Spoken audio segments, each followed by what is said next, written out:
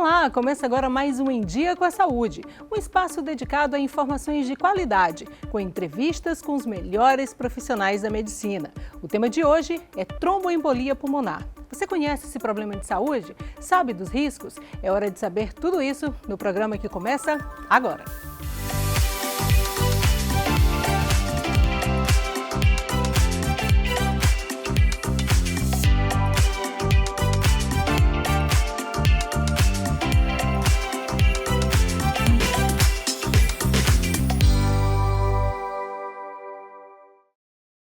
Tromboembolia pulmonar. Dependendo da gravidade, esse problema de saúde pode até mesmo ocasionar a morte. Mas antes de qualquer alarde, informações de qualidade ajudam na prevenção e também no tratamento. E para saber mais sobre tudo isso, eu converso agora com o médico intensivista, Dr. Luiz Bernardino. Seja muito bem-vindo ao Em Dia com a Saúde. Obrigado, Luciana. É um prazer estar aqui para a gente conversar um pouquinho sobre esse tema muito importante.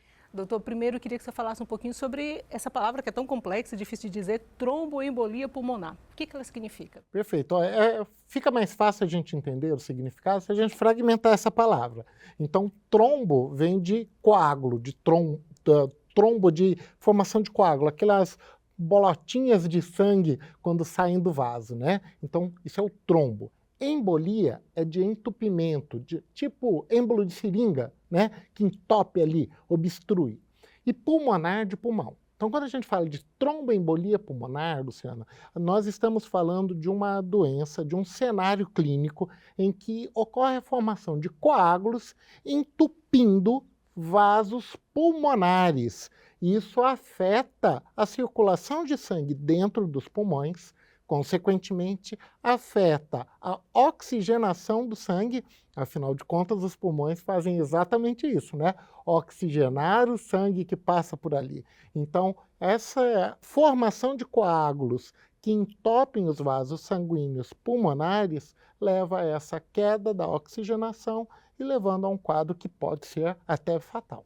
Esse coágulo, ele surge dentro do pulmão, ele chega até o pulmão, como é que ele surge? Certo, excelente pergunta. Na maioria das vezes, a tromboembolia pulmonar ela é secundária a coágulos que vão se formar nos membros inferiores, tá certo? Mas podem ser formados também em outros pontos do corpo, como no abdômen ou nos membros superiores. Mas, em geral, esses coágulos tendem a ser formados nas veias dos membros inferiores, coxas, região da pelve, onde temos vasos sanguíneos, veias calibrosas e que quando temos ali uma predisposição, né, formam bolotinhas de sangue coagulado dentro dos vasos, né? Aquelas mesmas bolotinhas de sangue quando a gente rala o joelho e forma aquela bolotinha durinha de sangue, né? Mas só que agora dentro do vaso sanguíneo. E essas bolotinhas que estão ali nos vasos sanguíneos das coxas, da pelve ou ainda das panturrilhas, com o fluxo de sangue, podem se soltar das pernas e irem entupir os vasos dos pulmões. Então elas seguem.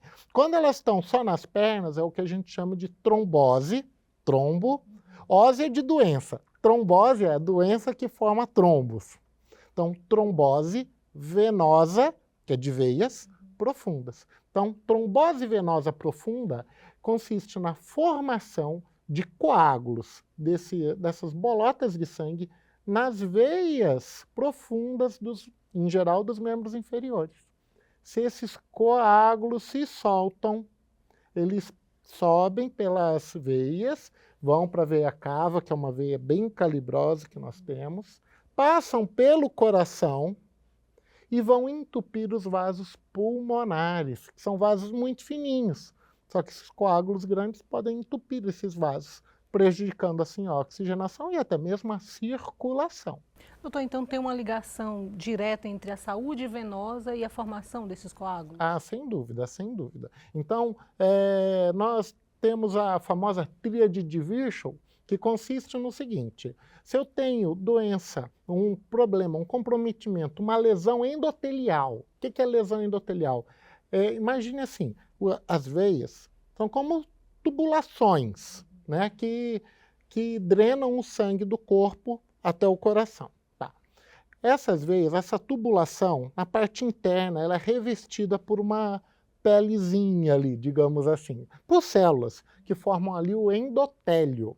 Então, esse nome endotélio é o nome que a gente dá para esse revestimento interno das veias.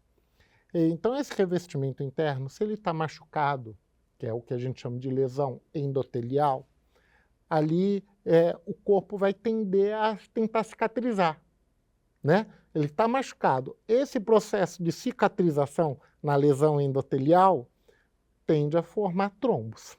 Então, esse é um ponto. Então, aqui, ó, lesão endotelial, que seria ali um comprometimento dos vasos, né? Estase venosa, né? Que estase é dificuldade para o fluxo sanguíneo. Então, um fluxo sanguíneo ruim, seja porque estou muito tempo sentado na mesma posição, por exemplo, numa viagem prolongada. Vou daqui para o Rio de Janeiro de ônibus, muito tempo sentado. Ou vou fazer uma viagem para a Europa. Estou aqui, saudável, mas peguei um avião. Vou daqui para a Europa, pegar um voo bem prolongado e estou o tempo todo sentado. Não tomo o cuidado de me levantar a cada 1 hora, andar pelo corredor do avião, entendeu? Vou até o banheiro, volto, estico a perna. Não tomei esse cuidado, fiquei o tempo todo sentado. Estase venosa, sangue não fluindo bem, ou num pós-operatório, ou num idoso que quebrou o quadril, né? Um pós-operatório, um paciente restrito ao leito, estase venosa, lesão endotelial. E o terceiro fator é a hipercoagulabilidade, que é a predisposição ao sangue empelotar. Isso pode ser por a hipercoagulabilidade por desidratação, pode ser por conta de processos infecciosos, pode ser por conta do tabagismo, por conta de medicamentos, hormônios anticoncepcionais, anabolizantes. Então, existem uma série de fatores que favorecem a formação de coágulos. Então, hipercoagulabilidade, estase venosa e lesão dos vasos consistem no tripé, é o que a gente chama de tríade de Virchow, para predispor essa formação de coágulos. E aí, coágulos formados, principalmente nos membros inferiores, eles podem se soltar e entupir os vasos pulmonares, levando a tromboembolia. Nós falamos sobre a questão da saúde venosa, mas essa necessidade de usar meias é independente da saúde venosa, ou seja, eu posso ter uma boa saúde e mesmo assim precisar dessas meias para ajudar na circulação? Quanto menos, por exemplo, a gente se movimenta, né? Não tem aquela expressão muito usada, né? Olha, as panturrilhas funcionam como se fosse um coração, né? Coração das pernas ali, o nosso segundo coração, né?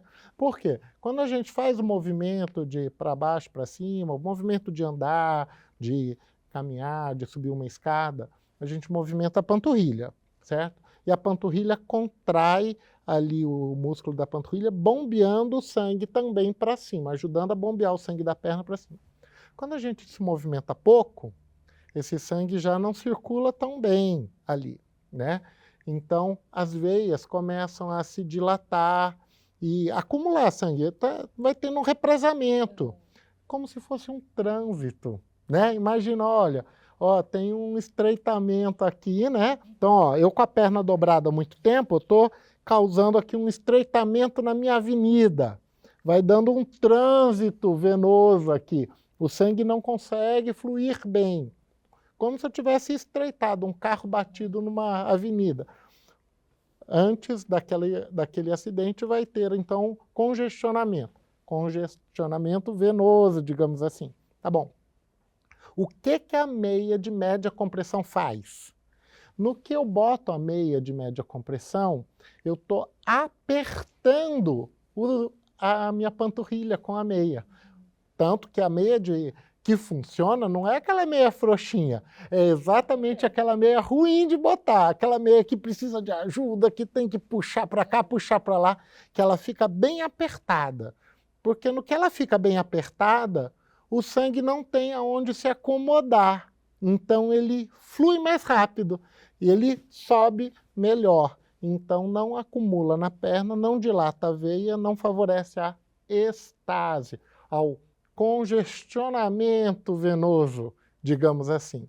Então a meia de média compressão ajuda no fluxo sanguíneo, deixa o fluxo mais rápido. Então a meia é positiva, independente se é jovem, idoso, né, ela é sempre positiva. Olha, depois dessa explicação, nós temos que seguir essa orientação, usar meia em viagens prolongadas. Não tem como sair mais Ou dessa aí situação, né? aquele profissional que fica muito tempo sentado, Sim. né? Não sei se você já ouviu falar de jornalistas que ficam muito tempo sentados, né? Eles são terríveis. Ficam Muito muito tempo na frente do na computador. frente do computador, né? Uma secretária, né? Um advogado muito tempo sentado, né? Então, assim, profissionais que ficam muito tempo sentados. Pode ver, por exemplo, até dentro das normas trabalhistas, um telefonista não pode ficar uma jornada maior do que 6 horas, né? E ele tem que ter intervalos nessa jornada para que ele possa se levantar, sair, deambular, porque senão ele tem predisposição a doenças associadas ao trabalho. Doutor, e que sintomas podem denunciar o surgimento de uma tromboembolia pulmonar? Perfeito, ótima pergunta. Veja só, no que o sangue deixa de circular adequadamente pelos pulmões, né, entupiu ali um vasinho, o sangue não chegou bem a determinado território, num pedaço do pulmão. Vou fazer uma metáfora com a minha mão. Imagine aqui, ó, a minha mão sendo o pulmão. Se eu entupir os vasos que mandam sangue para esse dedo aqui, sendo aí um pedaço do pulmão, o que vai acontecer? Esse pedaço de pulmão aqui, né, esse dedo aqui, vai deixar de receber sangue e esse dedo vai deixar de ser nutrido com oxigênio, nutrientes, glicose e tudo mais. E esse dedo vai fazer o quê? Vai morrer, né? Vai morrer. Então vai doer, primeiro vai começar a doer o dedo, vai mudar a cor, mudar o aspecto, né? E vai começar a doer, e vai ter um sofrimento tecidual importante. Então a mesma coisa acontece no pulmão. Se entope um vasinho que vai para aquele território, né? Aquele território deixa de funcionar bem. Então ele não vai fazer a oxigenação do sangue adequadamente, vai começar a ter dor. Então vai começar a inflamar. O que o paciente vai sentir? Dor no peito. Dor no peito. Uma dor que dói quando respira fundo. Ai, vai sentir a dor. Quando tosse, porque você contrai e mexe o pulmão, está dolorido. Imagine que meu dedo aqui está sofrendo. Ele vai ficar dolorido se eu mexer nele. Então, a mesma coisa. Então, a tosse vai doer, a respiração funda, a movimentação vai gerar dor. Tá, esse é um dos sintomas. Outro é a tosse, no que o sangue não flui bem e começa a inflamar aquele pedaço do pulmão. O corpo meio que com uma resposta de tentar botar ar para circular ali, fazer funcionar aquele pulmão, vai gerar tosse. Então o paciente vai tender a ter tosse, dor, que a gente chama de dor pleurítica, que é essa dor por inflamaçãozinha ali da pleura, por conta da falta de circulação. Tosse, dor pleurítica. Aquele pedacinho de pulmão vai morrer, vai sofrer, pode sangrar. No que sangra, quando a pessoa tossir, pode vir um pouco de sangue, que é o que a gente chama de hemoptise, que é sair sangue junto com a tosse, com o catarro. Então, tosse, hemoptise, dor pleurítica são sintomas bem frequentes. O paciente tenderá a respirar um pouquinho mais rápido, então taquipneia, né? Frequência respiratória aumentada, taquicardia, frequência cardíaca aumenta um pouquinho. O paciente pode ter até febre pela inflamação local, pode ter, dependendo do volume de coágulo, do número de vasos que entupiram, né? Ele pode ter queda da pressão, tontura, síncope, desmaiar ou até mesmo ter parada cardíaca. Então, o leque de sintomas que a TEP, né, que a tromboembolia pulmonar pode promover é bem grande. E um ponto interessante, Luciana, é que esses sintomas são inespecíficos. Quantas coisas podem dar febre? Sim, falta de ar, né? Quantas coisas podem dar aumento da frequência respiratória? Desde uma crise de ansiedade a um infarto, a uma pneumonia, né, a uma infecção outra, né, a TEP.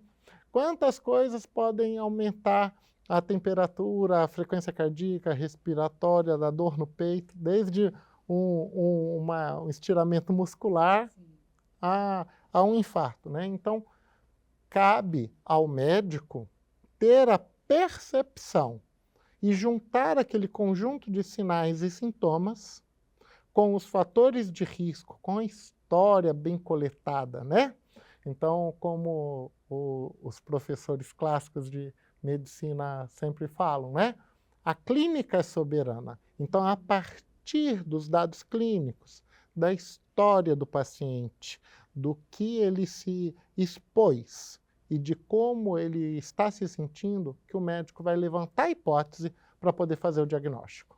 É como se fosse um investigador de polícia, né? Investigando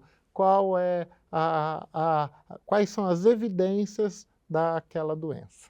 Doutor, aprendemos muito até agora, precisamos ir para um rápido intervalo, voltamos já já e vamos falar sobre reposição hormonal, sobre uso de anticoncepcional, muita coisa interessante. Voltamos já já.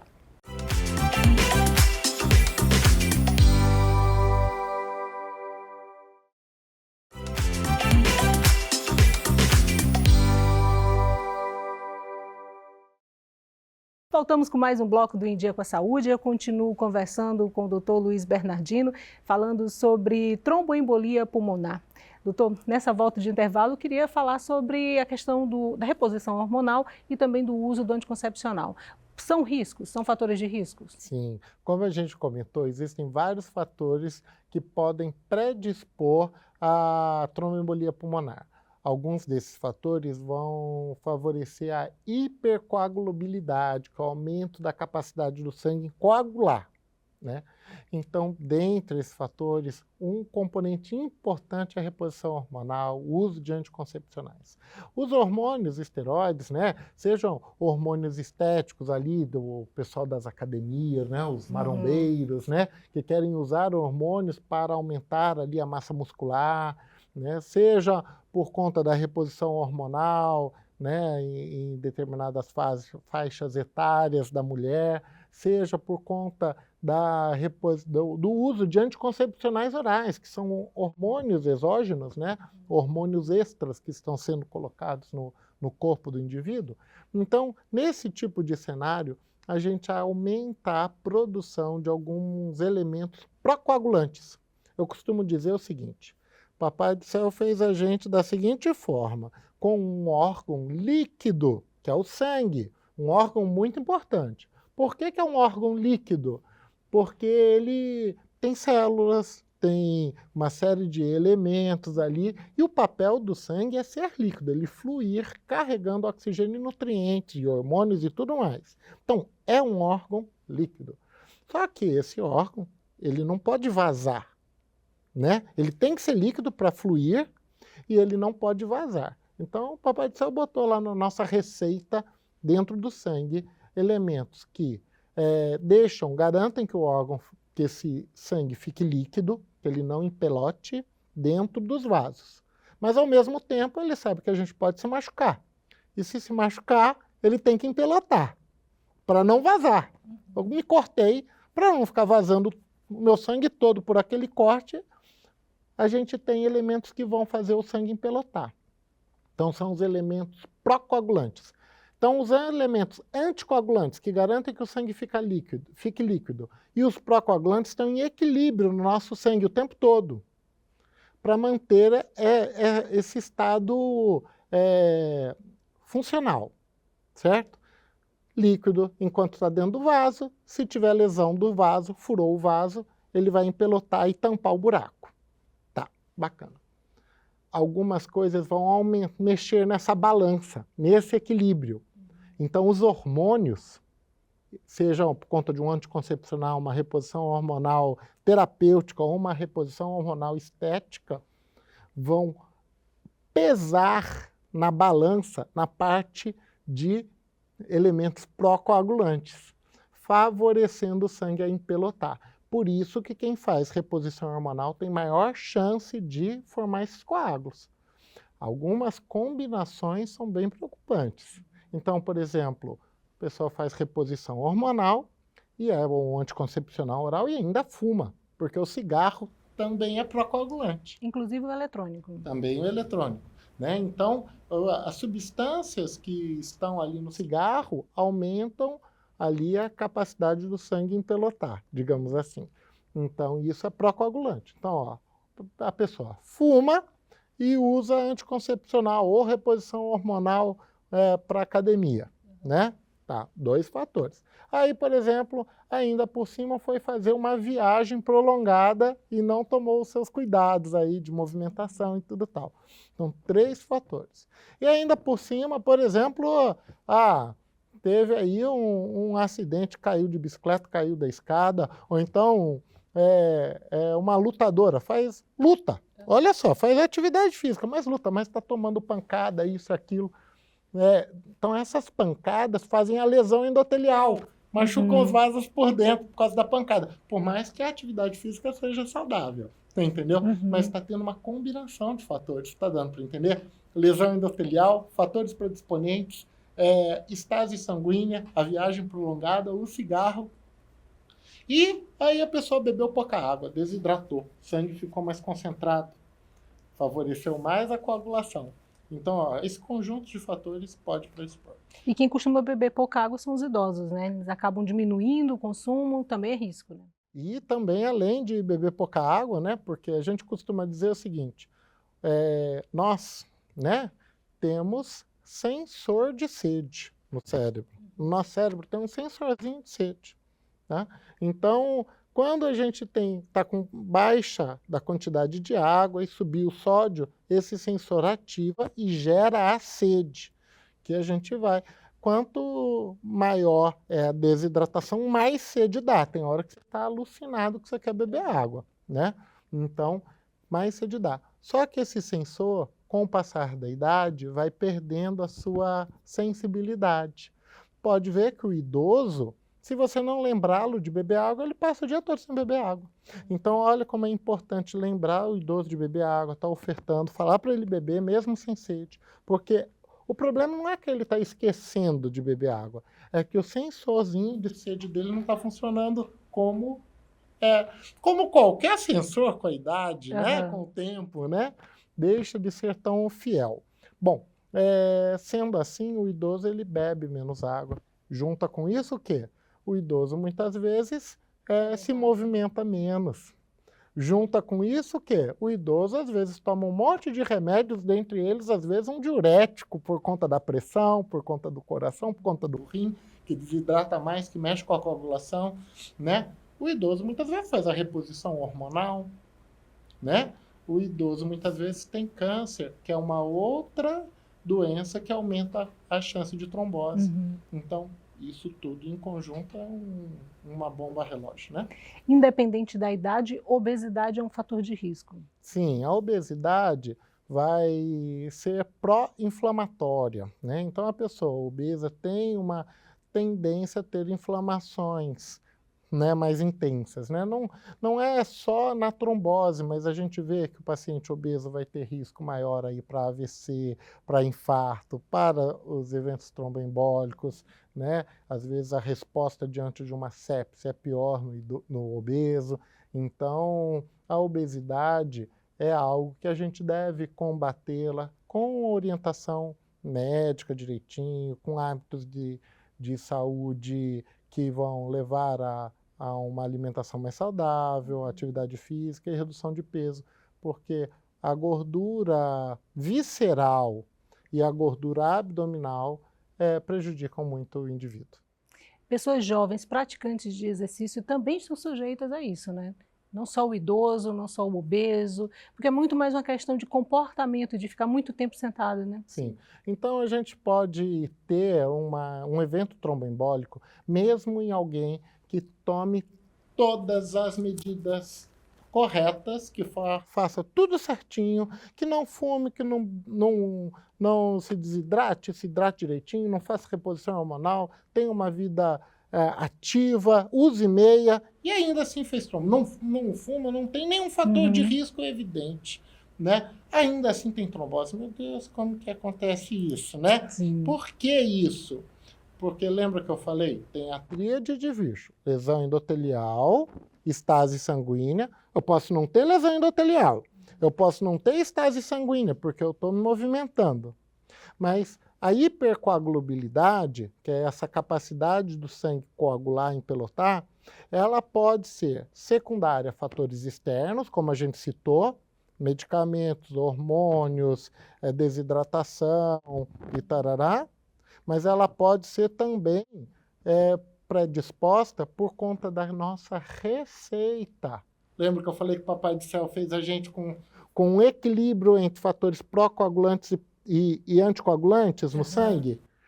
Então, esse equilíbrio, né, a produção dos fatores procoagulantes e anticoagulantes do sangue, eles são garantidos pelo nosso DNA.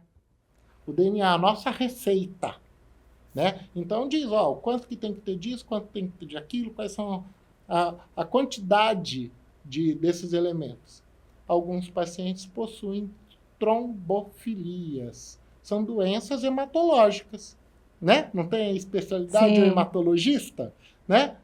Da mesma forma que existem as hemofilias, as doenças que fazem o paciente sangrar com facilidade, existem doenças dessa receitinha, de alteraçõezinhas genéticas nossas, que fazem com que alguns indivíduos produzam mais essas substâncias procoagulantes. Então, nas trombofilias, os pacientes têm alguns fatores de coagulação, de empelotar o sangue a mais do que os outros. Então, pode ter uma vida totalmente saudável, ainda assim fazer trombose.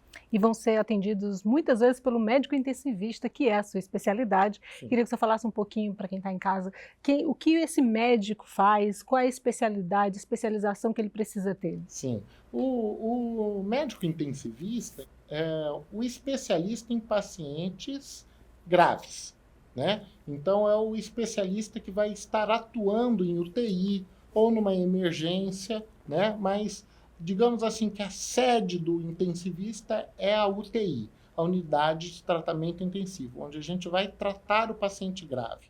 Seja o paciente com problema cardiovascular, ou pulmonar, ou neurológico, né? Então o paciente está com uma pneumonia grave que vai para o respirador, não vai ser o pneumologista que vai cuidar dele, mas sim o intensivista. Ele está com um AVC grave, que vai ter que fazer uma drenagem cirúrgica ou tal lá.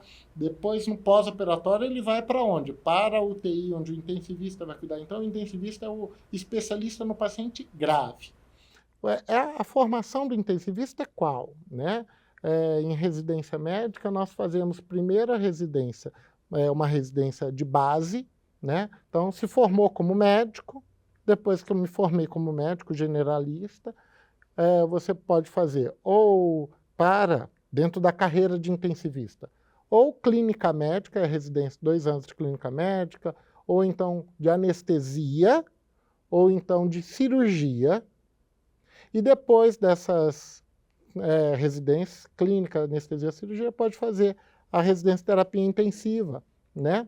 Existem alguns programas que faz o pacote completo, né? Digamos, a formação de clínica e terapia intensiva junto.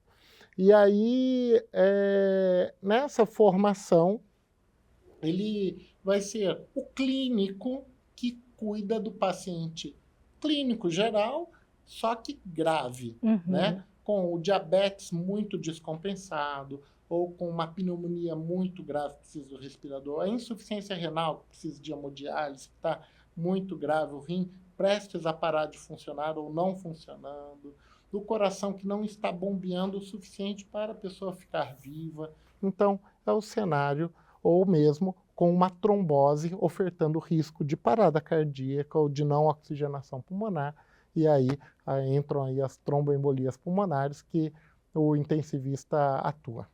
Doutor, o programa de hoje está chegando ao fim, aprendemos muita coisa até agora, mas ainda dá tempo ainda para uma última recomendação. O que fazer para ter mais saúde e, quem sabe, evitar um caso de tromboembolia? Eu acho que o recado principal aí é boa alimentação, uma alimentação saudável, né? Nós somos aquilo que comemos, né? Então, uma boa alimentação, uma alimentação saudável e atividade física. Isso é transformador. Faz bem para a mente, faz bem para o corpo, faz bem para as pessoas que te rodeiam. Porque você fica melhor emocionalmente, fica mais feliz e mais saudável. Então, atividade física e boa alimentação. Obrigada pela sua participação aqui no programa. Eu que agradeço, foi uma honra. Obrigada mais uma vez. O Em Dia com a Saúde de hoje fica por aqui.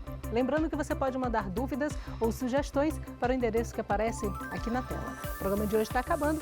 Até o próximo programa com mais um tema que vai deixar você em dia com a saúde. Até lá!